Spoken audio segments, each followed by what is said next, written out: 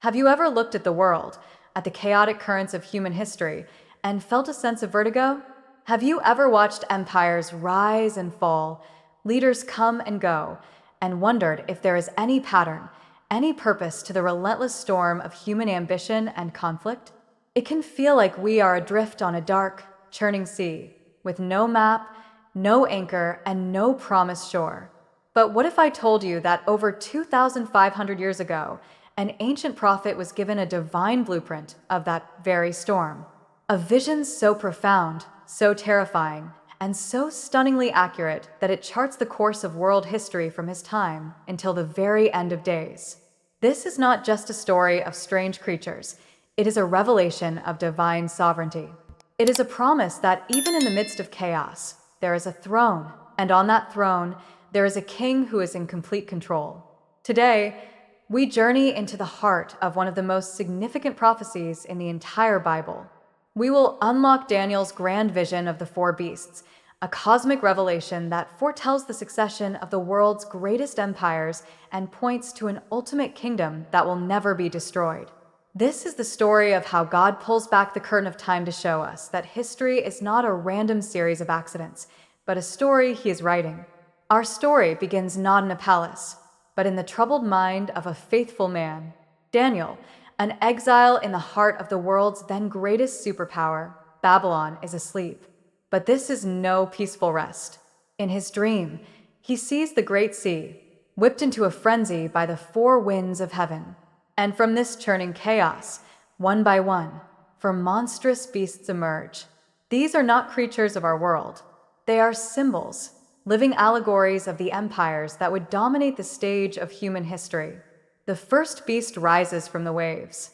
It is a lion, the king of beasts, but it has the wings of an eagle, the king of the air. This is a symbol of immense power, majesty, and speed. This is the Babylonian Empire in which Daniel lived, a kingdom that conquered with breathtaking swiftness. But as Daniel watches, the wings are plucked off, and the lion is made to stand on 2 feet like a man, and given the heart of a man. A prophecy of Babylon's pride being humbled, its beastly power brought low. The vision continues. The second beast appears. It is a bear, powerful and brutish. It is raised up on one side, and in its mouth are 3 ribs. This is the Medo-Persian Empire, which would conquer Babylon. It was a lopsided dual power, with Persia being the stronger partner. The 3 ribs represent the 3 great conquests that solidified its dominion: Lydia, Babylon, and Egypt. A consuming, relentless force. Then, a third beast. A leopard, sleek and fast, but this one has 4 wings, giving it an otherworldly speed. And stranger still, it has 4 heads. This is the Greek Empire under Alexander the Great, who conquered the known world with a speed that history had never seen. But after his sudden death, his mighty empire was not given to a single heir. It was divided among his 4 generals, represented by the 4 heads. The prophecy, given centuries before it happened, was flawlessly precise. But the fourth beast is different. Daniel has no name for it. It is simply described as terrifying, dreadful, and exceedingly strong. It has great iron teeth and claws of bronze. It doesn't just conquer. It devours, it breaks in pieces, it crushes whatever is left. This is the Roman Empire, a military and political machine unlike any the world had ever known. Its power, its law, its sheer brutality, all captured in this monstrous vision. Daniel sees that it has 10 horns, symbolizing the eventual fragmentation of this great empire into the nations of modern Europe.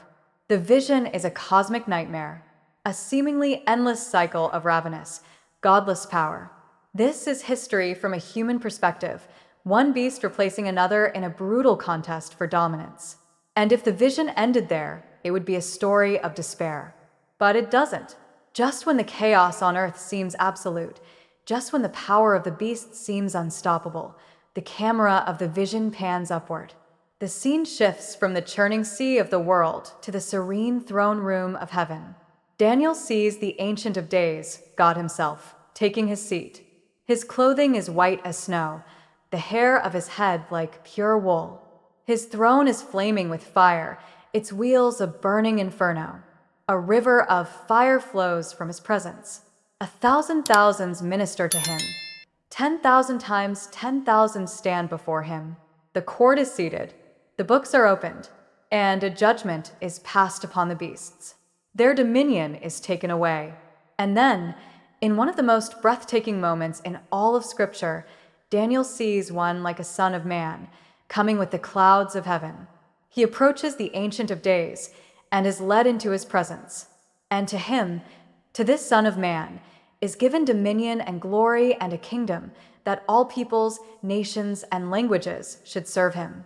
His dominion is an everlasting dominion which shall not pass away, and his kingdom is one that shall not be destroyed. Looking at the world today, with all its turmoil and shifting powers, how does knowing this divine blueprint change your perspective on current events? Share your thoughts in the comments below. This is the ultimate message of Daniel's vision. It is not fundamentally about the beasts. It is about the throne. It is a declaration that above all the empires of history, above all the political maneuvering, above all the chaos and the conflict, there is a sovereign God who sets up kings and opposes them. History is his story. The most powerful empires on earth are but temporary players on his stage. Babylon, Persia, Greece, Rome, they were mighty, but they were mortal. They rose and they fell exactly as foretold. The vision of Daniel is an unshakable anchor for the soul in the storm of our modern world. It tells us that no matter how terrifying the beasts of our own time may seem, be they political systems, cultural forces, or global crises, their time is limited, their power is permitted, and their judgment is certain. Our ultimate hope is not in the shifting sands of earthly kingdoms, but in the unshakable rock of the kingdom of the Son of Man, Jesus Christ. His is the fifth and final kingdom. It is not built with iron teeth or bronze claws, but with love, grace, and sacrifice. And it is the only kingdom that will last forever.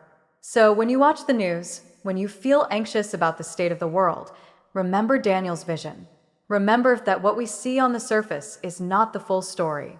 Above the churning sea, there is a throne, and the one who sits upon it is not worried.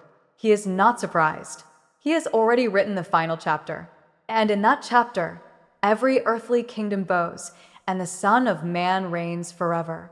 If this journey through prophecy has given you a new lens through which to see our world, please give this video a like and subscribe for more deep dives into the powerful truths of the Bible. Let us learn to see history not as a source of fear, but as the unfolding of his ultimate, victorious plan.